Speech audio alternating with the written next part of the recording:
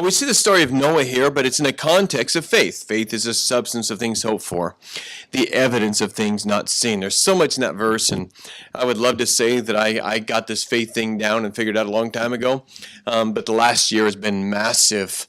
I'd say 13 months has been massive learning, new learning for me about faith. And but I think when you look at verse 1, you see faith is tangible. It's a substance. It's something there of things hoped for. It's the actions you're going to take. It's not saying you believe something. Understand, we've said before, belief is not faith. Most every Christian has great doctrinal beliefs.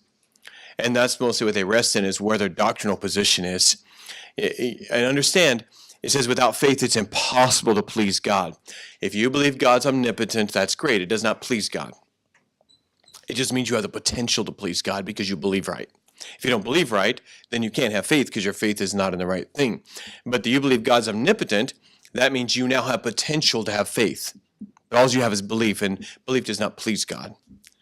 And so then God says, okay, I want you to trust me with your life. You say, I don't think if I did that, I'd be okay and everything would be wrong. Okay, you have belief, but not faith. Okay? And faith is a trust in who somebody is. Okay? It says, he that cometh to God by faith, let's see, verse 6, without faith it's impossible to please him, for he that cometh to God must believe that he is, doctrine, and that he is a rewarder of them that diligently seek him. It's a faith in who God is. I have faith that Jeff Bezos could pay all my bills. I have belief. Let me say that. I have belief that Bill Gates could pay all my bills. I have no faith that he's going to do it. Okay? So I continue to pay my bills because I have no faith in them doing that. Okay? So belief just means it's a doctrinal statement. It doesn't please God. Most Christians rest in their doctrinal statement as they're good now. You haven't pleased God yet. Also means you have potential to please God. Faith is a substance. Now you are taking the action that shows you have belief. And the action is called faith. Okay? David believes that God can kill the giant. David steps in the valley. Everybody, if you asked everybody in Israel, said, can God defeat that giant? Oh, yes, God could do it. Okay, we go fight the giant? No. Only David had faith. One person had faith. Everybody else had belief. That's very common. Every church, Bible preaching church in the Puget Sound has belief. Very few of them have faith. Okay? And so they don't please God because faith is substance. It's when you do something about what you believe. Because you believe God and who he is, that he is a rewarder. And so it's based on believing you need to obey God because you can trust him and put things into his hand. And so if you asked to borrow my wallet, it would depend on who you were. There's some people in this room, I would give my wallet and I wouldn't worry about it. Not that it'd get anything either way. But I would give a whole bunch to you because I believe in who you are. I don't even have to know why I give my wallet. But maybe not everybody, I might not trust in my wallet. Okay? And don't ask who. And but there is faith in somebody and who they are. And you must believe that he is, but he is a rewarder of them that diligently seek him. God's going to reward you if you obey him. So I'm going to trust God. I'm going to do what God tells me to do.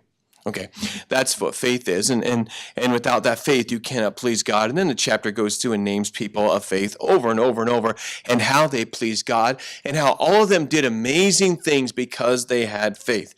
But faith is not the subject. The subject tonight is Noah. Number one, just want to give you some points on Noah. Noah did not know how important his walk was. It's an amazing thing. Let's go back to Genesis 6, and we're going to be back and forth between Hebrews 11 and Genesis 6 and a few other spots. But Genesis 6, Noah did not know how important his walk was. This is an amazing thing. Noah was in a wicked world, and he was just walking with God, just like Adam did for a little while, and Enoch did, and Noah was walking with God. He was taking a walk and talking to God and spending time with God and living right and doing the right thing. He did not know how important that was. He was just a guy walking with God. He didn't say, if you walk with God, this God never said it wasn't all these things. If you walk with me, I'll save the world. No, Noah just walked with God. In verse 5, and God saw the wickedness of men was great upon the earth, and that every imagination of the thoughts of his heart was only evil continually. And he repented the Lord that he had made man in the earth, and it grieved him at his heart. And the Lord said, I will destroy men who have created upon the face of the earth, both man and beast, and creeping thing, and the fowls of the air, for repenteth me that I have made man. The experiment of earth is going to be done. God is going to destroy the whole world, everybody, everything, and we're just done. All right. We're done. I'm done with this planet, done with these people, done with life, done with humans and animals. I made those animals for him. He's worthless. Boom, let's kill the world. And then he looked down and he said, can't do it to that guy. I like Noah. He walks with me. You know what? I take it back. I'm not going to destroy everybody. I'm going to save Noah and his family. And I made the animals for man, and all the critters and all those things. So you know what? I'm going to save all the animals in the world too. Did you know, because one man found grace in the eyes of the Lord, you're here today? He didn't know that. It's one of the most amazing things about the Christian life is very few people, nobody knows, but very few people can understand just the results of your actions. I've seen parents take their families out of the will of God and think, oh, you might as just take the next D.L. Moody out of church. You might have just taken the next Pastor Byram, Miss Jennifer out of church. You might have just taken the next great lady missionary out of the will of God. You don't know what your actions are. You don't know what greatness you're going to influence. Noah just walked with God and did what he's supposed to do, and he saved your puppy that you love so much. Noah saved. Not because he said, if you walk with me, I will save the world. No, Noah just walked with God, and he's sitting up in heaven going, yeah, you guys owe me. And your favorite kitty and your favorite mouse and everybody you love and every child and every parent you ever loved and every single thing and every horse you think so beautiful and everything you get to enjoy in nature and the air you breathe that you get to breathe that you're alive today, all was because one man unknowingly saved everybody. But he just did it because it was who he was. He didn't do it to save everybody. He might have if he'd have known that, but he did not know God was preparing to destroy the world, and he just did the right thing. You don't know the influence that you might have. I talked to Pastor Mutcher today for about 40 minutes, and we were talking about the ministry and just talking, and we both had to go, and neither of us wanted to stop talking. And boy, he just sat there, and you could tell he was a proud daddy, just talking about all the things that he gets to see me do and how, and he didn't know I'd be a pastor. He didn't know I'd be overseer. He didn't know that. There was somebody at church and he needed to invest in them and love them. You just need to do what you're supposed to do, understanding you don't know the importance of what you're doing, who you might influence, who might be watching you at church, who God is saying, I'm gonna, if you'll keep praying, I am gonna save them, but you're the one I'm looking at. You don't know that. And Noah didn't know that, but he just did the right thing. All of life on earth was dependent on him, and he did not know it. He didn't know it. Look, it's a fascinating thing. You ever follow? It's a fascinating thing. But if you ever follow a guy named Kimball, I think it's Ed Kimball. He was a Sunday school teacher, and God spoke to him to witness to D.L. Moody, and he witnessed to D.L. Moody, and D.L. Moody got saved. And from D.L. Moody, I think, I forgot J. Wilbur Chapman, I think it was his name? An evangelist got saved. He ended up reaching Mordecai Ham. Mordecai Ham reached Billy Sunday. Billy Sunday reached another guy, and that guy reached Billy Graham. If you just do the numbers there, you get about 4 million souls saved because one Sunday school teacher decided to witness to one shoe salesman named D.L. Moody. But he didn't know that. He didn't know that. But He just did what he's supposed to do. God kept speaking, go witness that guy. And he was afraid and he didn't do it. He walked back and forth as in a like a set of stores, and he looked inside, and the Spirit said, witness that guy. And he looked and walked by, and I can't do this. He walks by. I got to witness that guy. Walks back by, about to go to the store. He's too nervous. Walks by again. Keeps going back and forth until he finally gets the guts to go in there and witness the guy. He didn't know who it was. Didn't know it was D.L. Moody who'd win 1,000,000 souls to Christ. But he obeyed. And that's important, that you realize that you don't know what you quitting on God and what your life might mean, and who God has designed for you to influence, and who you're standing in the gap for, and who God would consume them, but you're staying there praying for them like Moses did for Israel. You just don't know. That's why your life matters, and you've got to keep doing right, because you don't know, because Noah didn't know. Noah did not know how important his walk was. Number 2, he was not influenced by the wicked world. Genesis chapter 6. Genesis 6. We doing okay? Amen. We're kind of quiet here. We're quiet, right? We all right? Okay. Genesis 6 and verse 5. And God saw that the wickedness of man was great in the earth, and that every imagination of the thoughts of his heart was only evil continually. Wow. Verse 9. And there were, and these are the generations of Noah. Noah was a just man and perfect in his generation, and Noah walked with God. You notice one thing had nothing to do with the other? The whole world is wicked and full of violence, and Noah walked with God. The world didn't influence him at all. Nothing. The whole world was wicked. Everybody. Can you imagine? Everybody in the whole world was wicked. Violent. The whole world's full of violence. And God said, I don't like a whole earth full of violence. This is wicked. But Noah did right. Noah did what he's supposed to do. He walked with God. He lived righteously. And the world had no effect upon him. And I want to say this. The world's not supposed to affect us. Your focus should not be the world. Boy, so many Christians are obsessed with how wicked the world is. Quit obsessing about evil. Quit staring at the devil and his works all day long. Look, it's a wicked world. Do you need to stare at the internet all day to understand that?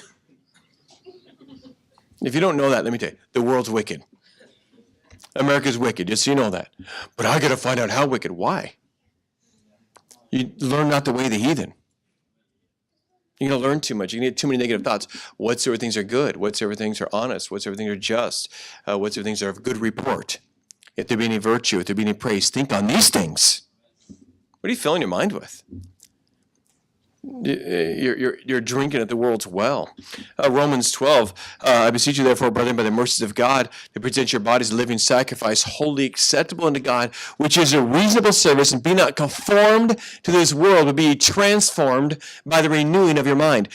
Be not conformed to this world, but transformed. The world should not, and that word conformed, it means you wrap around something and become looking like it, and you become the shape of it. It says, don't be conformed to this world. The world has nothing to do with your actions. Do not be conformed to this world, be transformed from the world. 2 Corinthians 6, 17 and 18, wherefore come out from among them, and be separate, and touch not the unclean thing, and I will be to you a father, and you shall be my son, saith the Lord Almighty. You know, it says, do come out from the world and be separated from it. That's biblical doctrine, separation from the world. And look, it is an amazing thing to me.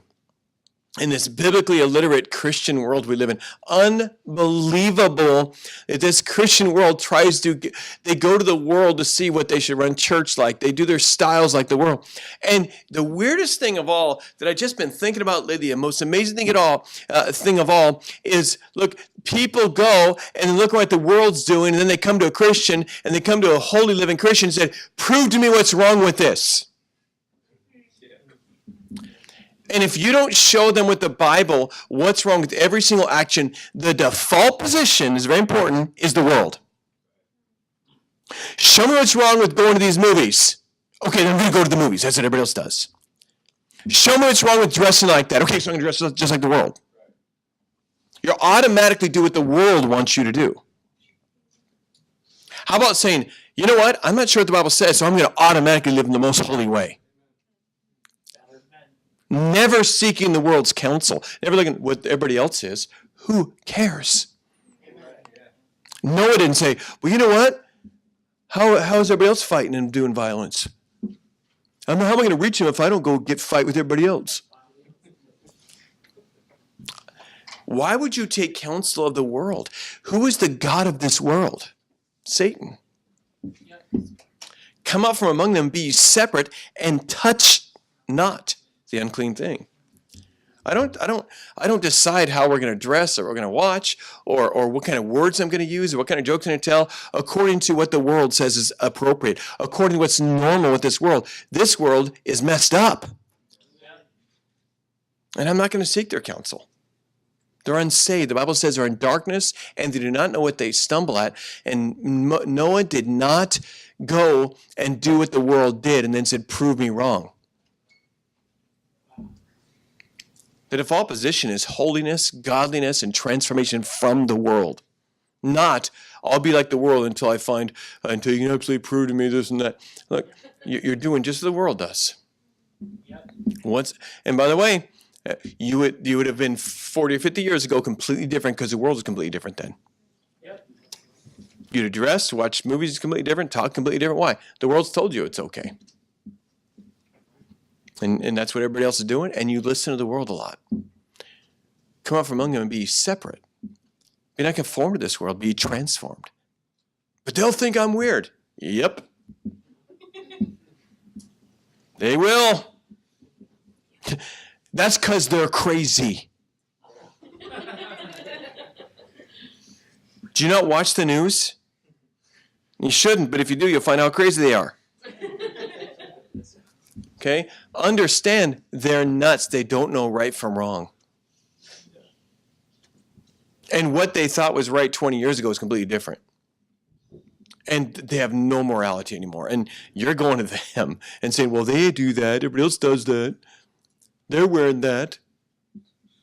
Yes, and you would have had a mohawk in the 80s and a mullet and bobbed hair in the 60s. And you wore tie-dye in the 60s, and you've done a whole bunch of dumb things because everybody else is doing it. And following the world's style. Look, we're not according to the fashion of this world. We don't go to that.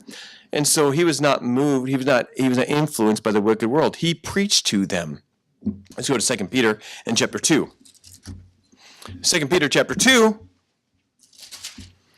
I'm saying he was not influenced. Everyone else in the world, every other person is wicked, but Noah was a good Christian. But everybody watches this thing. Everybody has cable. Everybody looks at this stuff. Everybody. And you think that's going to move me? Oh, okay. Everybody else does it. It must be a good idea. That's, just so you know, just heads up, in this church with this pastor, you telling me everybody does this, it's weird if you don't, is not going to make me change. I don't care what everybody else does. Okay, dumb teenagers eat Tide Pods. Okay, and they think that you can take a baby out of the womb and then kill it. I don't think they're real bright. Okay, I don't think they're real bright. I don't think the world's track record is really that wise. They're depressed. They're miserable. They're aimless. They're hopeless. They think they answer to government. They don't look at government. They don't watch the chaos. They don't. It is not. I don't think they're wise, and their children aren't producing good fruit. And don't think that the world is the approval. Well, the world's everybody else is doing it. 2 Peter chapter 2, verse 5. And spared not the old world, but saved Noah, the eighth person, a preacher of righteousness. He was preaching righteousness during this whole time. Nobody listened to him. Only people who went with him in the boat were his family. No converts. Yet he kept on preaching righteousness. He was not affected by the world. Number 3. He was his work was completely by faith. Let's go back to Hebrews 11. His work was completely by faith.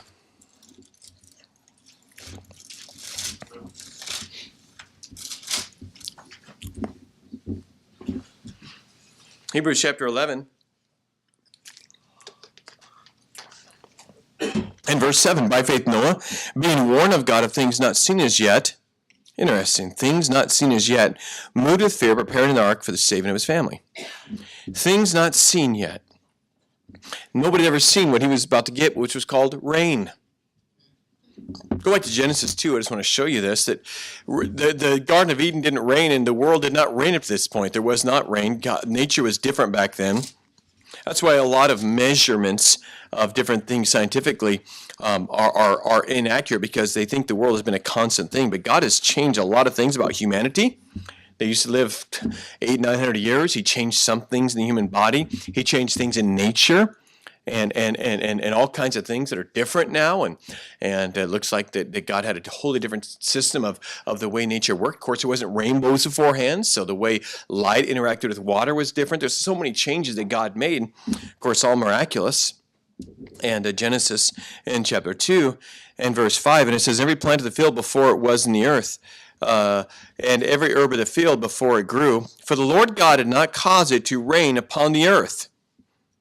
And there was not a man to till the ground. And there went up a mist from the earth and watered the whole face of the ground. So every day, at this time, every day water would come up in a mist, and a heavy mist would water the whole face of the ground, and it didn't rain. Seattle was not there yet, and it did not rain at all. And that was a joke, okay? But it was it didn't rain. It never rained. It just a dew came out every day and watered everything, and it was good. And all of a sudden God says, hey, just so you know, there's going to be a bunch of water coming down out of heaven, and a bunch of water coming all over, and the whole world's going to flood. And Noah had never seen that yet. So his work was even a greater thing of faith. If we today went out and just imagine this, just take you, and God said, go build a giant boat. And you go out in the field and you start building a massive boat that's going to take you, we don't know how long, somewhere between 50 and 120 years. It's, no hand saws, no electric power saws, no anything.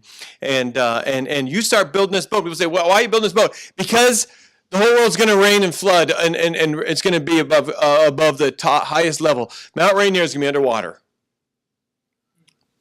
And can you imagine the mocking and just you being able, and by faith, having enough faith to go start building it and buying the materials? Wow. But it was greater with Noah because Noah had never seen rain. Things not seen as yet. I mean, it had to be something crazy for us. What if God said, all right, you know what, you need to build this massive shelter with a concrete roof a foot thick, because it's going to rain cats and dogs, literally. I'm going to smash the whole world up with animals.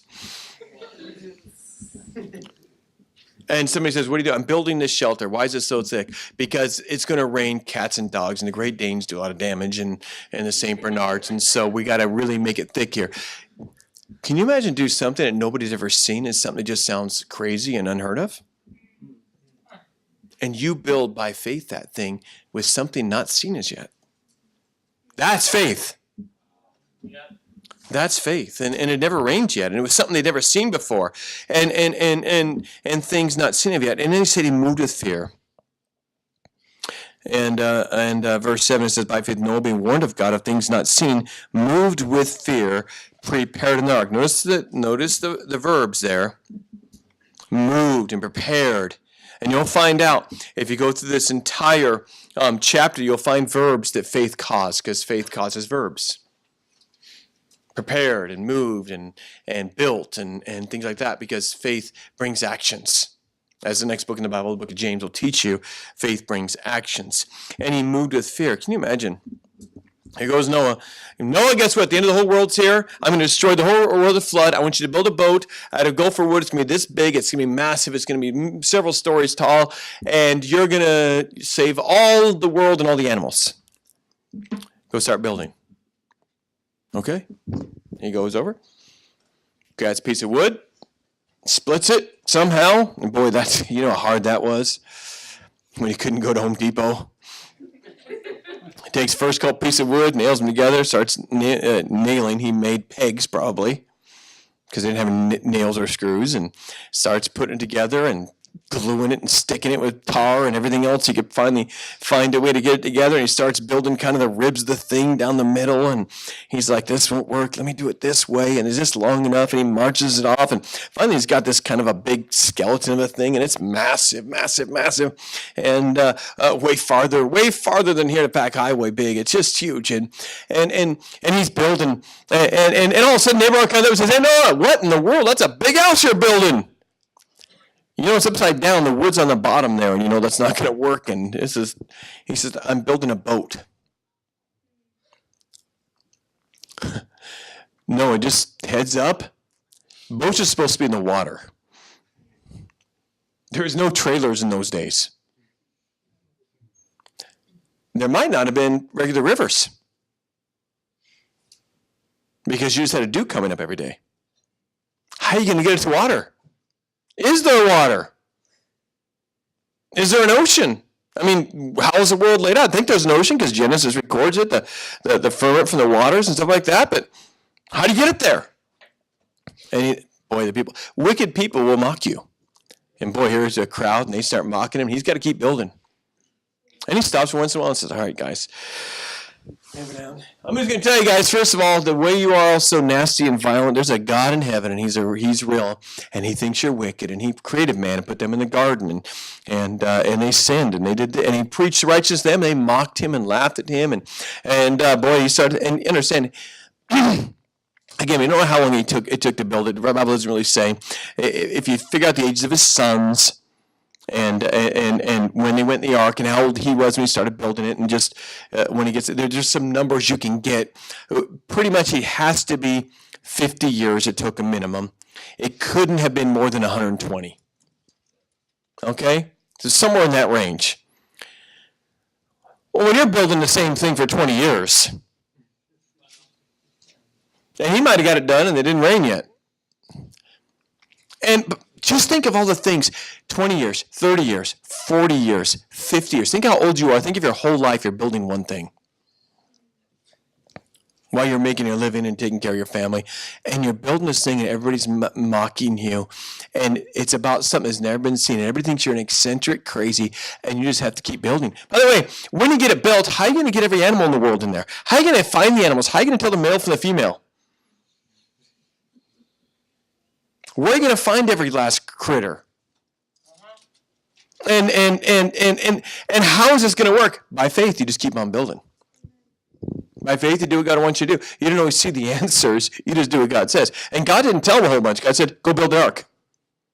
Go build this boat. Here's how big it's going to be. And then build it with gopher wood and then pitch it with this. And the amazing thing about the ark didn't have to sail anywhere. It didn't have to go anywhere. It didn't have to be a boat that could sail across the ocean or anything. It just had to float. God could take care of where it had to go. I mean, some people be skeptical. You can't make a big wooden boat that big. They tried it before when it's that long and it's not sturdy. It's a big fat barge. It just has to float. It doesn't have to go anywhere. You're not trying to steer, sail it anywhere. It just has to float. And so he starts building, and decade after decade he builds and he builds and he builds and just says, God told me. And decade after decade, he'd never seen it before. People laughed at him, and he goes and keeps on building it. He had never built a boat. He'd never taken care of all these animals. Can you imagine all the questions you have? How am I going to take care of this animal? How am I going to keep this animal from eating this animal? What about, how am I going to get a lion and put it on there? Which dogs do I take? Don't take any of the little ugly Chihuahua things. Don't take any of those. Let them drown, and figure out which, and all the questions. How? What do I feed each animal? And this is hard, but you just keep on working and keep on doing what God wants. Everybody now has to have every answer. God just says, go build a boat. Here's the dimensions. Build it. Never built a boat. He didn't know how to do all these things. But watch, look at Genesis chapter 7. Look how God just kind of took care of it all. And that's the way it always works. And you just trust the Lord and do what he says. And then God works it all out. And you kind of say, oh, that makes sense. Why didn't I think of that? See, if you want to see God bless, you just do what God says and do your best. And let God do the rest. He'll work it all out. And let me give you chapter 7 and verse 9. God's telling Noah to bring these things, and Noah, verse 7, went in, and his sons and his wife and his sons' wives with him, into the ark, because the waters of flood, of clean beasts and beasts that are not clean, of fowls, and everything that creepeth upon the earth, there went in 2 by 2 unto Noah into the ark. Well, that was easy. Do you see how worded there? Noah went in the ark, and then the animals came in 2 by 2. That was easy. Much easier than herding them. Try herding cats. And they came. And where were we at? Verse 2, and they went in 2 by 2, male and female. Noah takes a peek. Oh, boy, girl. Good. That's a good thing. We can keep that race going, that breed going. And God, as God had commanded Noah. And it came to pass after 70 days that the waters were upon the earth. And then you go forward to verse 14. It says this. It says, and they and every beast after his kind, and all the cattle after their kind, and every creeping thing that creepeth upon the earth after his kind, and every fowl after his kind, and every sort.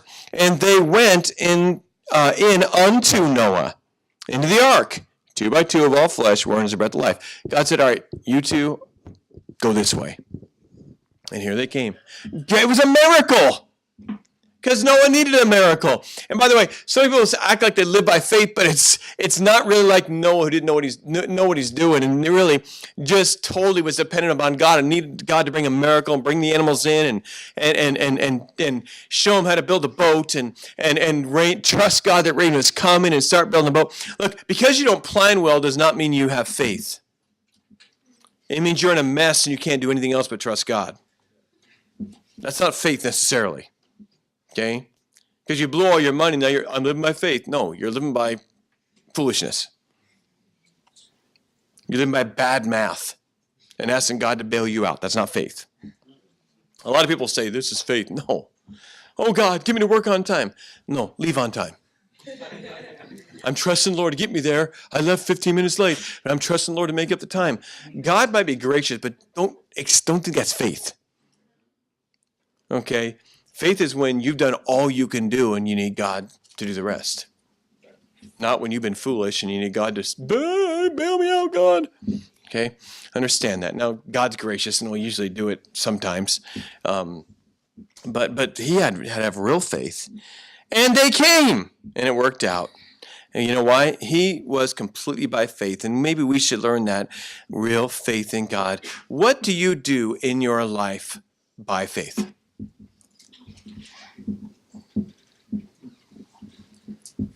That's the question. What are you doing right now by faith? Because without faith, it's impossible to please God. Where have you stepped out?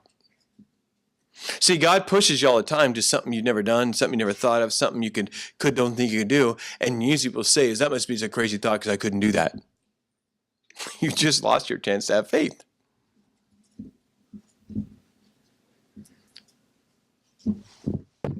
And how are you living by faith? What big thing are you attempting for God? What has God led you to do? I couldn't witness them. I thought about it, but it's faith. If you're going to witness them, by faith. Because you're too scared. Okay? Go by faith. Next. It's a weird message tonight. Your reactions are strange. And it is very convicting, or my microphone isn't working. And next, last point. It's best to be right in the end. Genesis chapter 7 and verse 16. And they went in male and female of all flesh, as God had commanded him, and the Lord shut him in.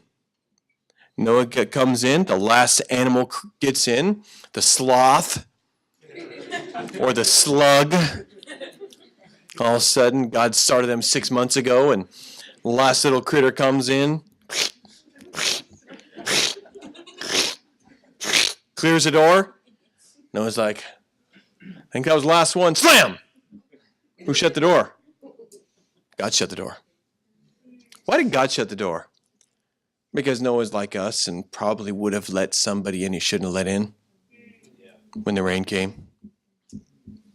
God says, I need to destroy all flesh. I'm starting with your family. God shut the door and shut him in and protected him. And the flood was 40 days upon the earth. Can you imagine? All the people have been mocking Noah all these years, for decade after decade, generations, maybe a dad and a kid, maybe a grandpa and a dad and a son, all came by and mocked the old crazy guy building a boat in the middle of dry land.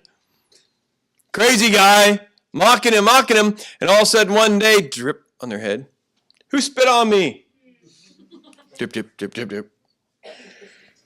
All of a sudden, buckets start coming down. What in the world is this?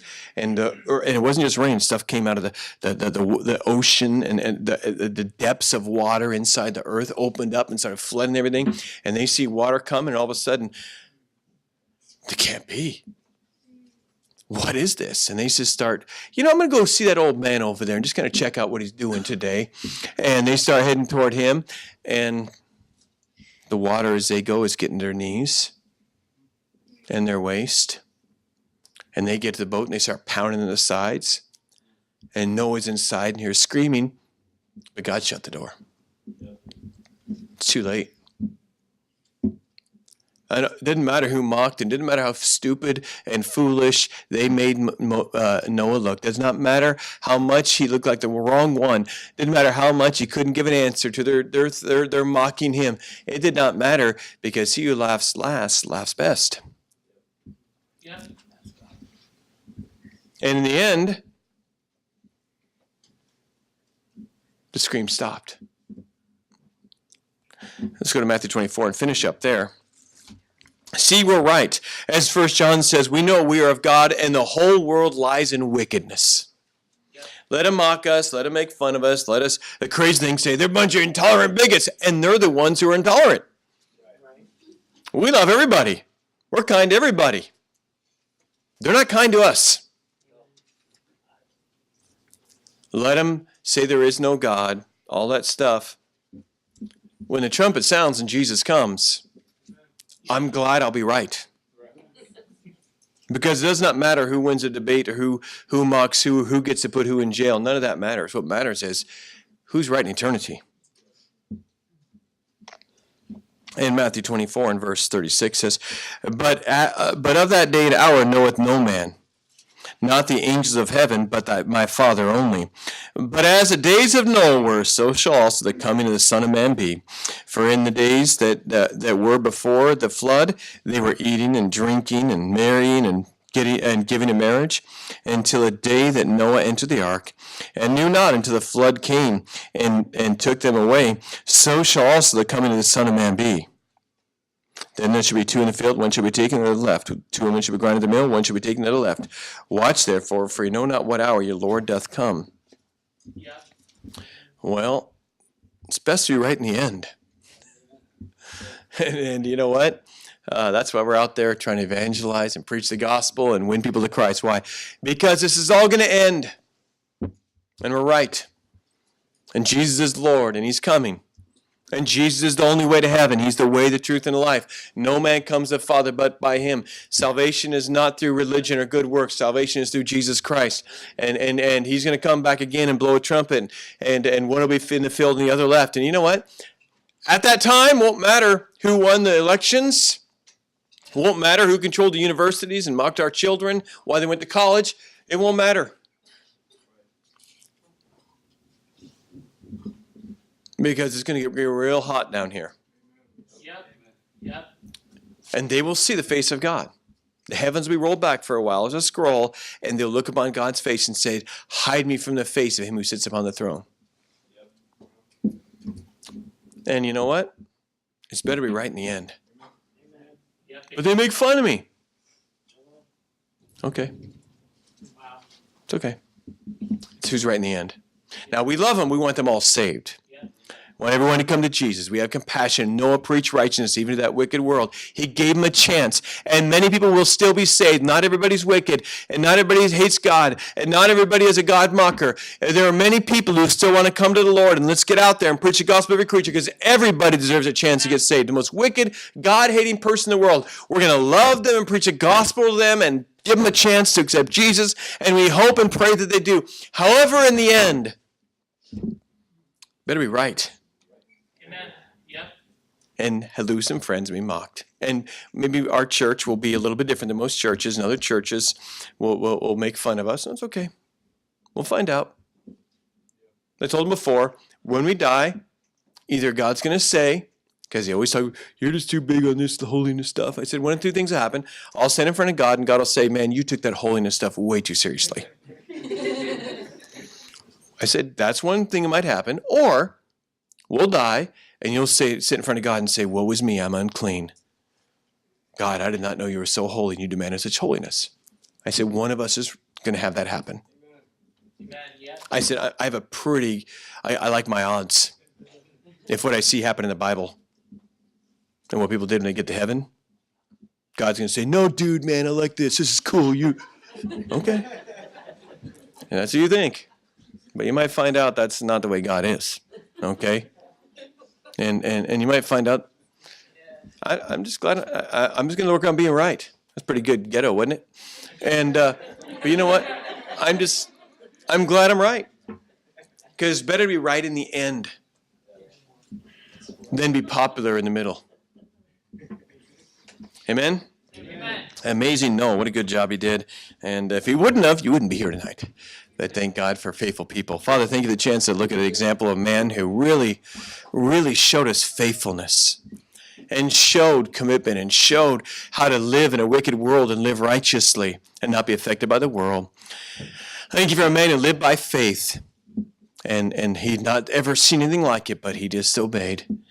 Trust and obey. Lord, thank you for tonight. And I pray tonight that we would live like you want us to live and believe what you tell us to do and live by faith, for it's impossible to please you without it. Thank you for the truth we learned tonight. I pray whatever business that you had, because, Lord, I'm just preaching what you wanted me to preach tonight, whatever business you had tonight would be done in our lives, and we would not follow the world and not be drawn down and be just walking with you. Thank you, Lord, for the word and what it teaches us tonight. Whatever we need to do, may we do it tonight. We ask for your help in Jesus' name. Heads bowed, eyes closed. I'm asking you tonight how God spoke to you. I think the Lord was doing a few things tonight. Maybe you need to just rehash that you're going to do right no matter what the crowd's doing. You're okay standing alone. You're not going to quit let the world influencing you and quit getting so much input from the world and watching so much the world's TV and their stuff that's programming you. Maybe you'd be a little more separated from the world. Maybe you'd start living by faith, and maybe you realize I'm not really stepping out in anything. I'm not obeying when I don't see the way. I've got to see the way in it, or I won't obey. Maybe tonight God spoke to you about the amazing Noah, and maybe you could get a little bit of that, as I could. And let's go ahead and respond as God speaks to us. Father, I pray you bless the invitation. I pray we do what we should do tonight, and I pray that we would learn from Noah tonight and really follow your word. In Jesus' name, amen.